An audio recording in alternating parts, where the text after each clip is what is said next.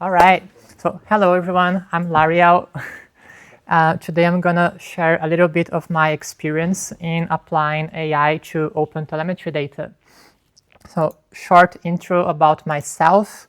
I'm from Brazil, moved to Berlin a couple years ago. Nowadays I work as principal AI engineer at Dash0 with these guys here. Before that, I had been around playing different roles in data and AI, so ranging from data engineering to data scientist, ML ops. So my CV kind of looks like a mess nowadays. Also, for those of you who have not heard of Dash0, just quick introduction. We are an OpenTelemetry native SaaS solution for observability. So we work with metrics, traces, logs. We do dashboarding, alerting. We're built on open standards like Prometheus and Persis. And obviously, we are building lots of cool AI capabilities to help our users get more value from the data that they send to us. And that brings me to the subject of today's talk, actually the main subject, which is a case study on our log AI. So how to make sense of unstructured logs. Okay, many of you probably had a similar disappointment at some point. Okay, you plug in the OpenTelemetry demo dataset, and then the logs look beautiful. The logs are shipped via OTel. They have plenty of useful attributes. They are formatted as JSON, so they're very easy to work with, right? But in reality, most people's logs look like this. So you have something running on Kubernetes, and you have those file listeners that get the logs from every node. And in the end, the result is something like this. So your log has some raw string body and some attributes saying what file it was collected from. And that's not very useful, but you know that there is information there. Like if you look into the log, there is something that looks like a module name, something that looks like a duration, a timestamp, a severity at debug level. And how can we harness that information? So that's the motivation behind the log AI. That's the thing we developed. So we want to do log parsing and log abstraction at scale for any logs of any application without a human in the loop. So without having to write custom or regular expressions. For example, if I have an application writing logs like this, I want to parse them by separating this prefix from the message. So I have the prefix timestamp, host a severity text, and we can see that the messages follow different patterns, right? I have some add lookup failed, displayed this add to this user. So they're basically two different patterns of messages, log messages that my application is writing. And there are some structured fields that I would like to be able to query, right? There is some add ID in the middle, there is some user ID. And we want to abstract that in the form of a pattern without writing a regular expression manually. And we want to do that for every log of every application. That's the challenge and the motivation behind our log AI. So first we started looking into the available options to do that. Now, the most famous one is the Drain model that some of you might have seen already. So Drain comes from this family of natural language processing models that work with word frequency. So they basically compare the parts of the text that change frequently with the parts that are often the same. So they can identify where the variables are and what the patterns should be. But those algorithms have plenty of limitations. First one, they assume that the log is already pre-parsed. So you have already separated that prefix from the message that can change from one pattern to another. And for that, you need custom regular expressions written by hand for each log source. That is already a deal breaker. And secondly, those algorithms are very dependent on pre-processing. So there is this paper called Pre-Processing is All You Need, where they describe this manual iterative process of coming up with tokenization rules, variable identification rules, text cleaning rules for each of your applications. And unless you do that, you cannot expect these models to produce any decent results for your custom logs. But believe me or not, the screenshot here on the left side is real code from the repository where they have the benchmarks for these models. So you can see that for each log data set that they are benchmarking on, they have hard-coded rules, otherwise the model doesn't work. And yeah, that's a real deal breaker for us. We cannot just apply this drain model to every log and expect it to work, right? Okay, so we started looking into other alternatives.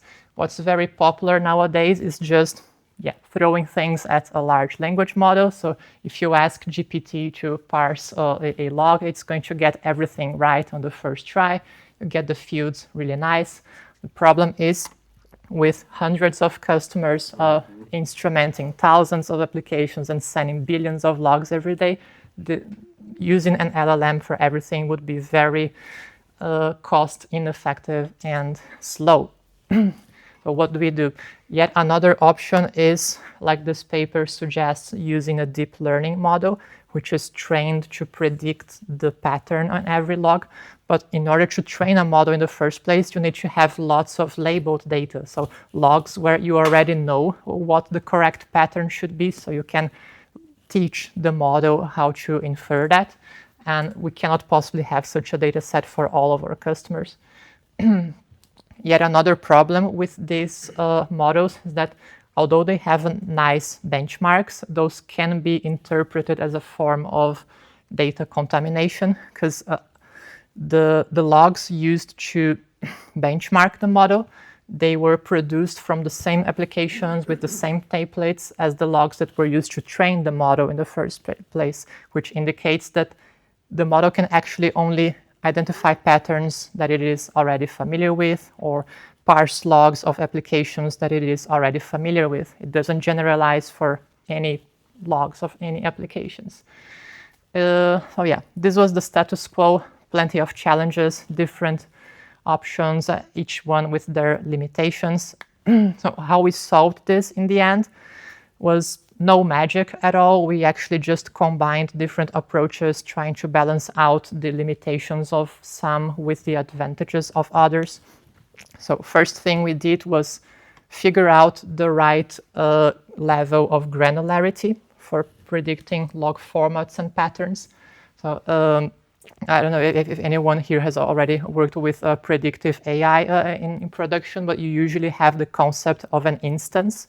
For example, if you are doing customer churn prediction, then every customer is an instance. If you're doing product sales forecast, then every product is an instance. It's quite straightforward. When it comes to OpenTelemetry data, it's quite challenging because there are different levels of granularity. The schema is very nested. So what is an instance? We started with the concept of the OpenTelemetry resource. So we try to predict the log format and patterns for every resource, but it wasn't efficient at all. Because if you think, for example, of a Kubernetes deployment with autoscale, it is creating new pods and killing old pods all the time. And every new pod has different resource attributes, so it's treated as a new resource. If we would predict log formats and patterns for every resource, our model would be working all the time, which would not be efficient at all. So instead of doing this, we came up with resource clustering rules that we apply to resource attributes of different resource types. This allows us to scope and cache and reuse the predicted log formats and log patterns between different resources that belong in the same group. And then to make this work in production, we also came up with a recommended configuration for the OpenTelemetry collector that guarantees that the logs that we get from our customers always contain all the resource attributes that are relevant for our resource clustering rules. So, all right, we have now a concept of an instance that we want to make predictions for. Next step, okay, how do we predict the patterns?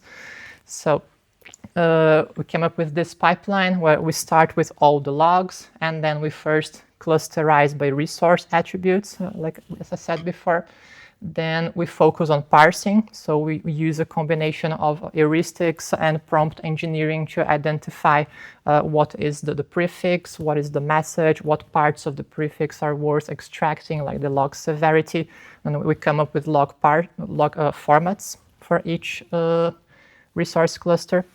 And after the logs are parsed, we apply those traditional word frequency models like DRAIN in order to clusterize the log messages by structure. So every log message that has kind of the same structure goes into the same cluster.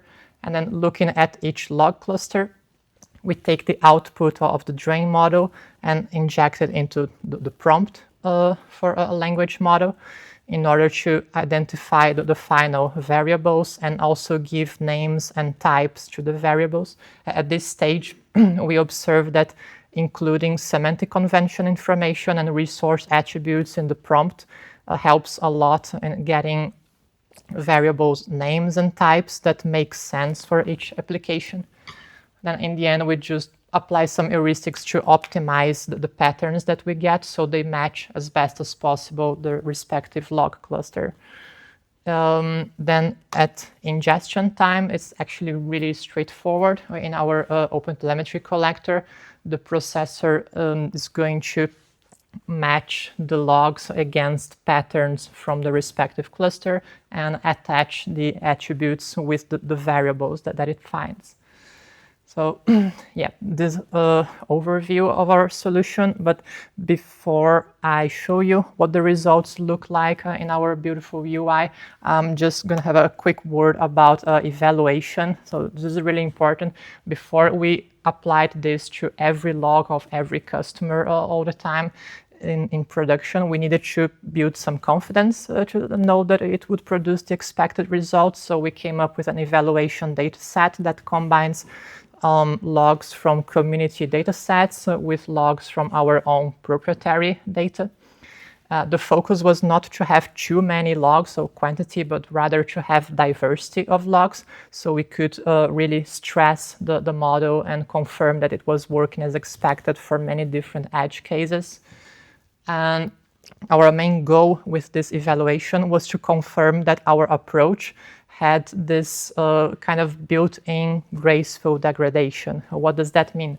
It means that the model doesn't need to work all the times. It doesn't need to work for every log from the billions of logs that we are ingesting.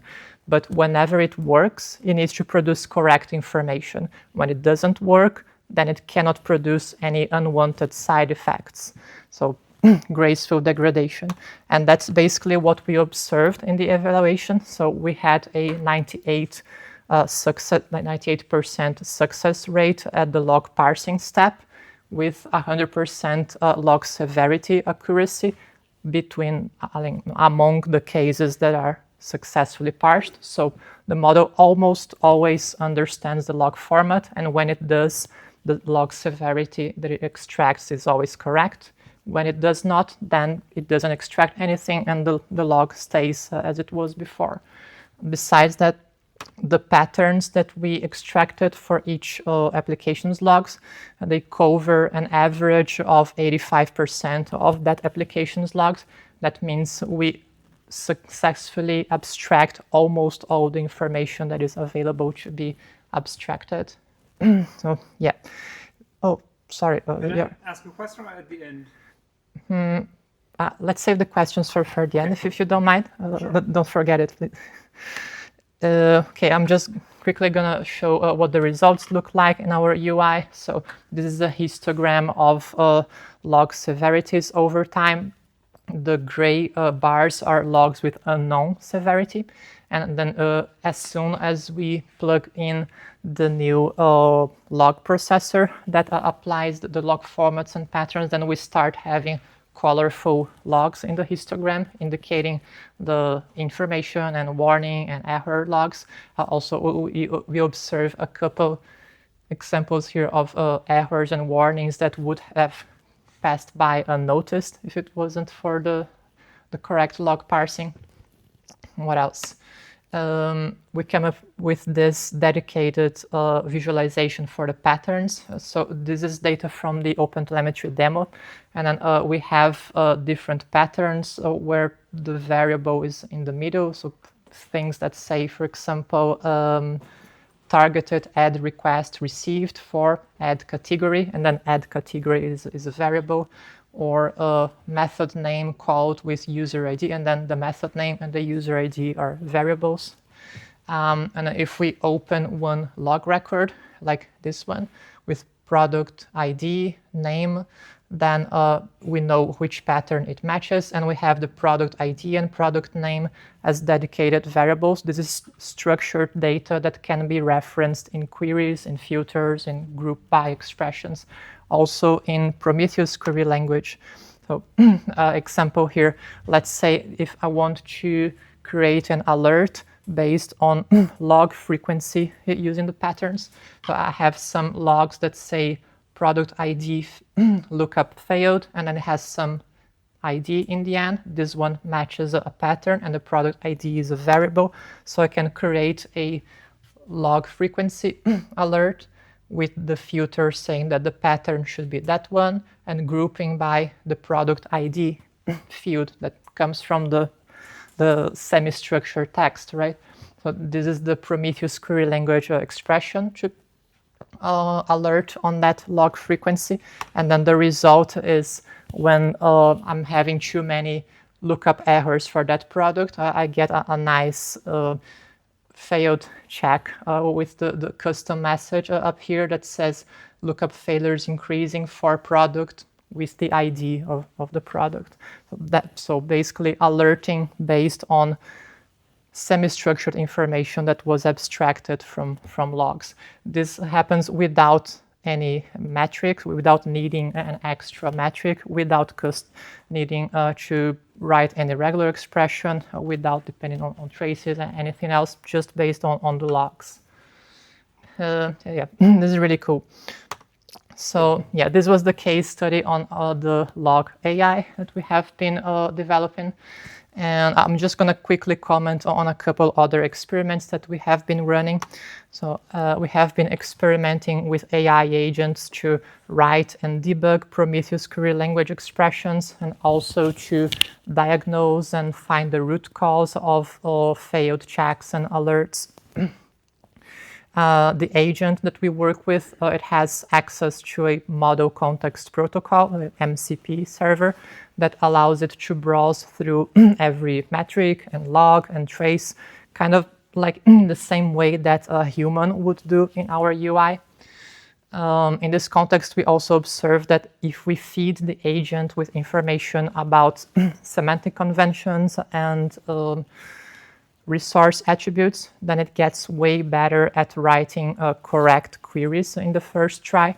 So it doesn't take so many iterations to figure out the correct metric names, the relevant attributes, and so on, because it builds on top of the semantic conventions. And yet another use case is our trace AI, where we group duplicated spans in our trace explorer by their attribute similarity. And we also we generate trace names and trace descriptions to clusters of similar traces. In this context, we also observe that giving semantic convention information to the prompt increases the quality of the names and the descriptions that we get. And also, when clusterizing the traces by their semantic embeddings, if we include the resource attributes in the embedding, we get way more meaningful embeddings, therefore a better clustering of similar traces. So yeah, those were just a couple other examples of use cases that we have been working on. So before we go on to the questions, I just wanted to leave you with 4 key takeaways. So first, applying AI at production at scale can be expensive. It can get expensive very quickly, but remember that in the OpenTelemetry schema, we have plenty of attributes that you can use to clusterize similar resources. This way you can scope cache and reuse AI predictions between different resources. Second, LLMs are cool, but they are expensive. So we always try to see what we can do with traditional machine learning techniques or how we can combine them with LLMs to get the best of both worlds. Third, evaluation is very important. Even if you're building a simple LLM application and you're not really training or fine-tuning any model, you can always try to model the expected behavior of your application and measure how often and how close it gets to the expected results. So you kind of quantify the limitations and the risks before shipping it to production. And lastly, context is everything when it comes to LLMs. So always benefit from resource attributes, from the rich OpenTelemetry schema and the semantic conventions, so you contextualize your prompts and get better results from language models. So yeah, that was it. If you want to connect with us, please follow -0 on LinkedIn. We also have a blog on our website. We're always posting some cool stuff. We have the Code Red podcast on Spotify and Apple. And we have a couple open positions in our careers website too, including one for another AI engineer and for a product manager with a background in observability. That was it. Thanks for your attention.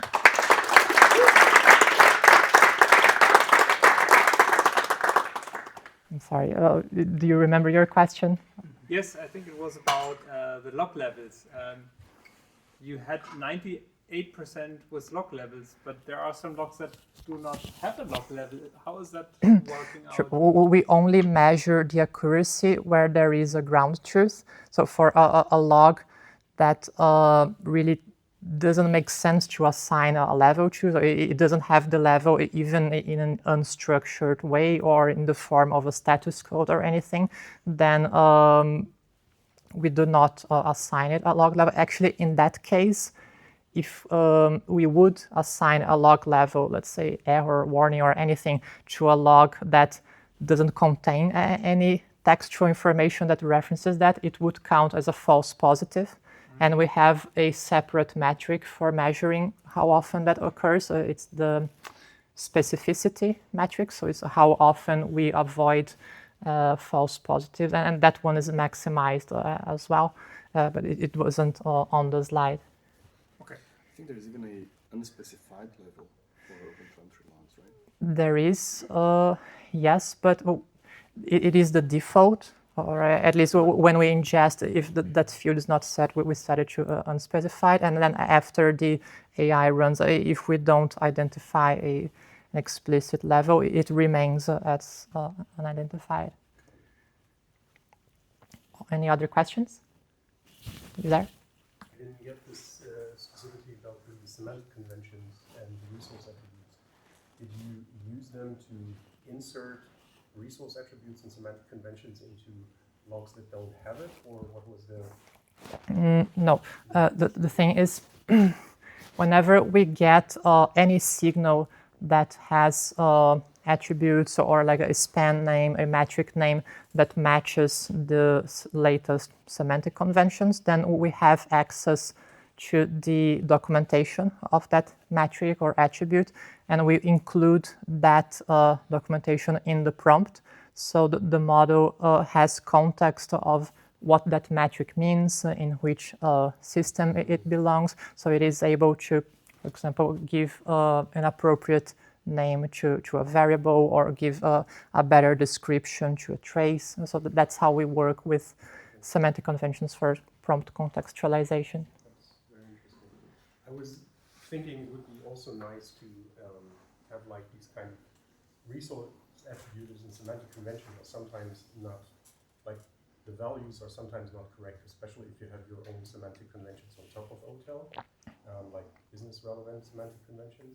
Mm-hmm. And if you could use AI to rectify basically the discrepancies in what the users are putting in, because they usually they put in a lot of stuff and a lot of different stuffs, and even if you have like written it down, please use these values, they make up their own values and their own writing systems.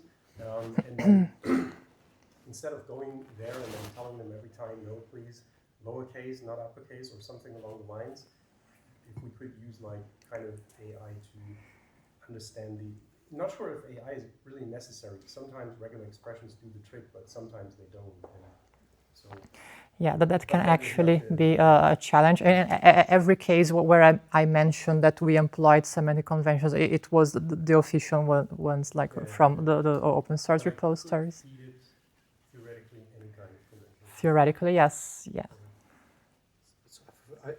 Sorry, I have a follow-up question on this. So a question I asked myself, I don't know how -0 works so as an observability platform, but my assumption is that the log AI feature is the same for every customer, because you use something like, now someone is turning around.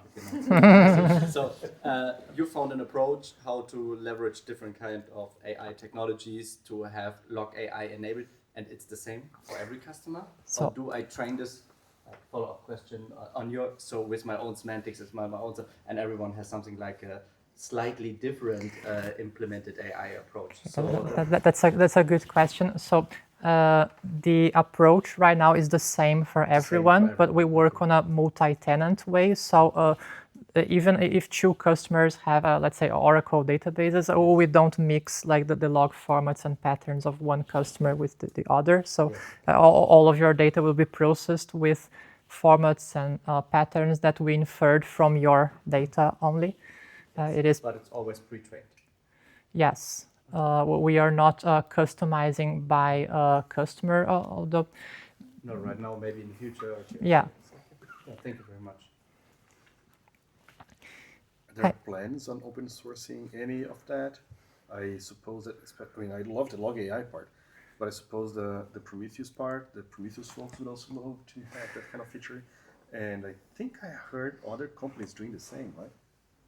I think I heard some other companies doing something very similar. So I see a lot of potential collaboration, like opportunities there. Yeah, there could be.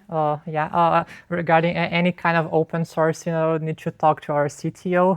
But what we are planning to do is to release an MCP, so anyone can connect their agents to -0 data if they want to. Cool. Over there. So it's not clear to me. So you apply a model to every single log. Do you use an LLM? No. Okay, so how exactly do we apply it? Okay, we do it in a batch where the logs are already clustered by resource, and then they are clustered by structure, and then within each log cluster, we identify the pattern with the LLM, and then we store that pattern. Then during ingestion time, we don't invoke the LLM at all. We just apply the patterns that we have already cached. So by pattern, you mean regular expression? Yes. Okay. So the LLM produces a regular expression? No. You can try that. Maybe the newer ones will succeed for some cases, but LLMs are usually bad at writing regular expressions on the first try. We actually use them to infer parts of the log, like extract variables, get some insights on the log structure, and then we apply heuristics to these results to compose the regular expression ourselves. Yeah, I hope that's on the data at rest. Yes. There was also part in the processor which was done on the fly. On the fly, during ingestion, we apply log formats and patterns that have already been cached. Okay. So there is like this pattern identification phase, and there is the production time, which is exploiting the patterns that have already been cached. Good question. So at what frequency do you refresh the cache? That's in our documentation. It should be every 2 hours. I should.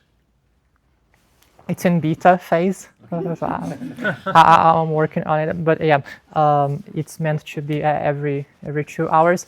There is obviously a quota per like a rate limits per customer. So if you are sending logs of different formats and different patterns all the time, like generating random formats just to make us spend money, it's not going to work. So this cache refresh is for when the log patterns change, but actually it's only needed when it changes. Sorry. Like you said, like the cache or refresh the cache every 2 hours. Yes. And so that cache is for you're caching the log patterns, or Yes. so when the log pattern changes, the cache needs to be refreshed too. Yes. Okay. So then, yeah, then it would be good if you could do this like on demand. Right? It is on demand every 2 hours. Okay.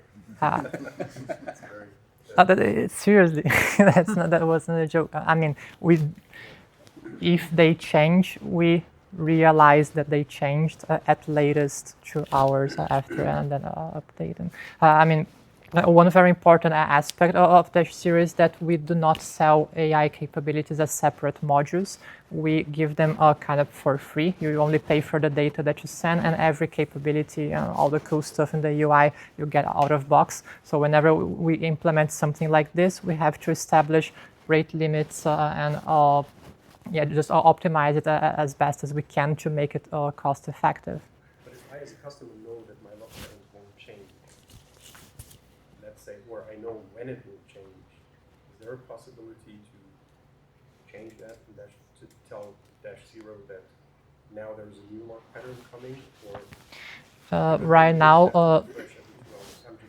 Right now, the way to do that would be you message our customer success people, and then they would ping me. But we wouldn't need to do anything, because if they change at latest 2 hours later, we would. I mean, the pipeline would realize. So what it means is, within the first 2 hours, I might not recognize all of the new views or all of the new patterns that are flowing through the pipeline. Yeah. After 2 hours, it's going to be recognized and yeah. So that graph that you've shown with the gray bars, we could see a difference there for the first 2 hours, and then it goes back to the same levels it was before. Exactly. That's very cool. Wow. Go on. So one question is, so you mentioned that you have some kind of prompt engineering in the pipeline, detecting the patterns. Do customers somehow can they involve? Are they involved in this process? Can they change something, like, for example, adding their own semantic? Well, we use the same workflow for every customer, but something is falling over there. Heads up. Yeah.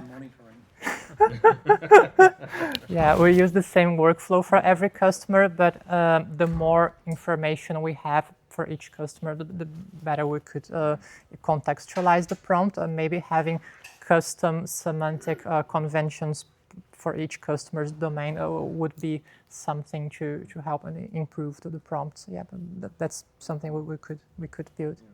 And the second question: how do you monitor, like, end to end? For example, how much money do you spend on how much tokens and so on? Well, we use Dash Zero to monitor Dash Zero, right? We also use the community libraries for instrumenting LLM applications, the ones from the Python OpenTelemetry contrib repository.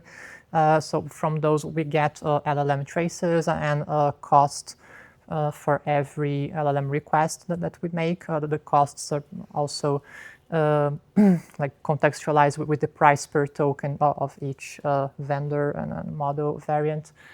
And we have a nice LLM trace view in our UI where we can debug LLM interactions, like with what tools were called and so on.